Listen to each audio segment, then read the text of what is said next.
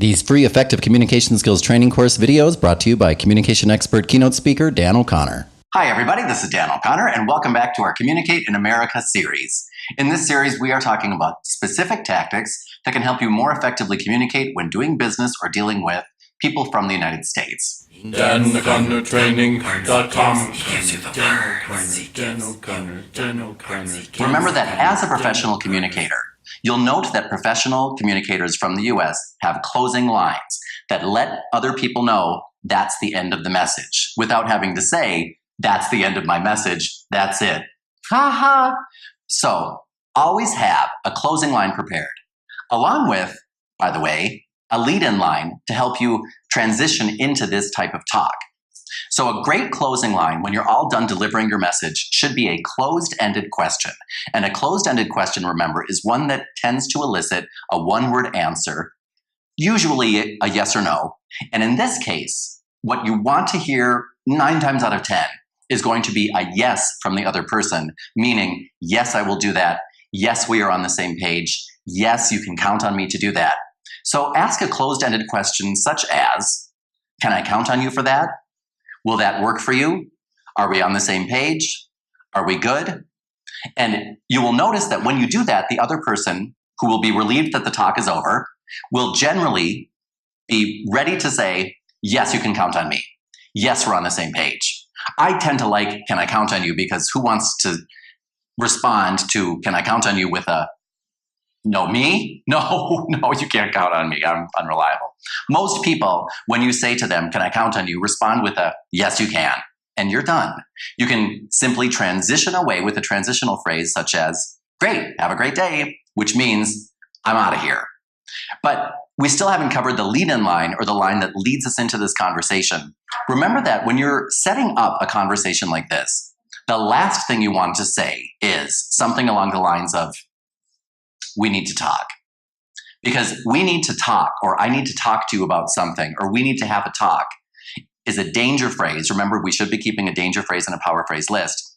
And it's a danger phrase because nothing in the history of the world has ever come after that phrase that is a good thing. No one has ever said, we need to talk. I just bought you a brand new car. That's never happened. And so when we hear the phrase, we need to talk, that tends to close the lines of communication. What we should be doing before these talks, however, is opening the lines of communication so that the person to whom we're delivering the talk feels open and ready to receive the message that we're going to send, right? To do that, there's a 3-step process to creating an effective lead-in line that I'm going to share with you now. You ready? Number 1, use the person's name. Number 2, use I language. And number 3, keep the lead-in lines short. Number 1, use the person's name. Remember that when we use the other person's name, the sound of our own name is always a sweet sound to our brain. It always releases positive, good chemicals that makes people open up and want to hear whatever comes after that. Number 2, use I language, meaning I'm talking about me now, not you. A good lead-in line is going to be talking about how I feel, my present state, my emotions, my concerns. And number 3, I'm going to make them short. If you ramble on with your lead-in line, meaning if you start a conversation with, hi, John, I just wanted to talk to you a second about what happened yesterday if you have the time. Would you have time now? Would it be all right if we visited for a moment? That person is going to be thinking, remember, to the US business person, it's always time is money, time is money, time is money. And I'm going to be thinking, oh, what is going to come if this is how you set up a conversation, if this is how long it takes, and the lines of communication are already closing. So instead, a good lead-in line is something such as, John, I'm concerned, period, pregnant pause. And then I can get into the desk script. Or, John, I need your help, period, pregnant pause. Then I can get into the script. Now, when I'm saying period, pregnant pause, you don't want to say that. You want to think it. Period, pregnant pause, then get into whatever it is that you're going to say. And the reason you want to put a period and a pause is because, now I'm calling it a pregnant pause because a pregnant pause is a pause that's a little bit bigger than a regular pause. You want to put a period, take a breath, pause, and then start in with your message. Because that pause is going to add more power and weight to what it is that you're about to say. Because people who are able to pause and then continue with the message are powerful communicators. Most people are so uncomfortable with silence that they can't pause. So they will keep talking no matter what they say, and they will tend to say things that sabotage their message. But if you can put all of these things together, and instead of sabotaging your message with a weak lead-in line or a weak closing line or a message that's confused and doesn't really have a plan, if you can use a good lead-in line, John, I need your help. Use a DESC. Yesterday during the company meeting, you called me kiddo in front of my peers. When you do that, it undermines my authority with not just my employees, but with my bosses as well, and with the customers who were present during that meeting. In the future, if you could please use my professional name, which is Dan O'Connor. You can just call me Dan or Mr. O'Connor. We would never have to have this talk again, and I believe it would help all of us achieve the common goal that we're here to achieve. Are we cool? If you can deliver a message like that, you will be considered to be a powerful, savvy, professional, skilled communicator in the US and beyond. So in this section, we covered many things. One of the things we covered that you should have already been doing is keeping a danger phrase and power phrase list. On your danger phrase list, you should have things such as, we need to talk, that's it. And on your power phrase list, you should have things such as, I need your help, can I count on you? And you should be adding to that list as you go.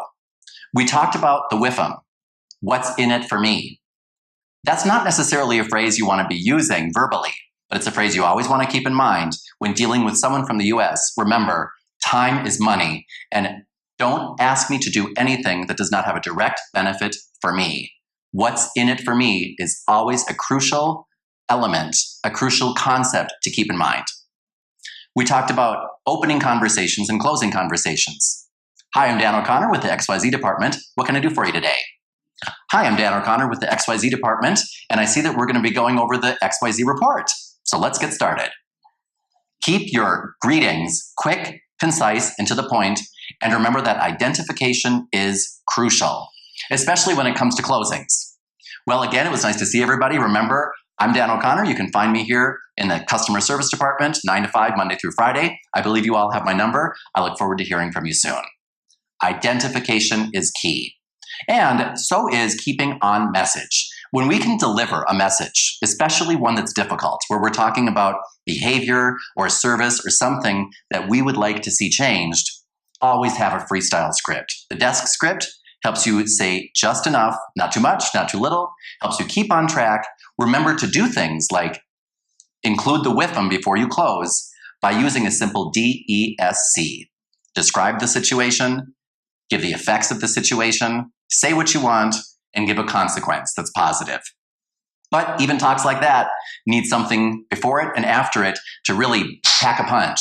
That's why we have our lead-in lines and closing lines. Remember that lead-in lines are quick, you use the person's name, and you use I language. Things such as, Mark, I'm concerned. That is a lead-in line. And to wrap up a conversation, something really quick, such as, can I count on you for that? Or are we on the same page? Or will that work for you? Once you get the yes that you're looking for, all you have to do is use a transitional phrase such as, great, I look forward to seeing you around. Great, I'm glad we had this talk. Great, enjoy the rest of your day. And all of those things mean what I'm meaning now, which is, that's a wrap. So I will see you in the next lesson. Remember to practice these tools that we talked about here today in no-risk situations, in situations in which if you fumble or stumble over your words, it's okay.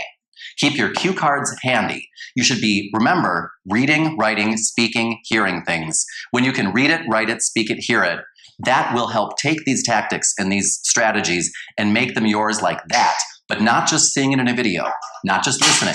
You want to hear it, speak it, read it, write it. So make sure to use your cue cards, share them with your team.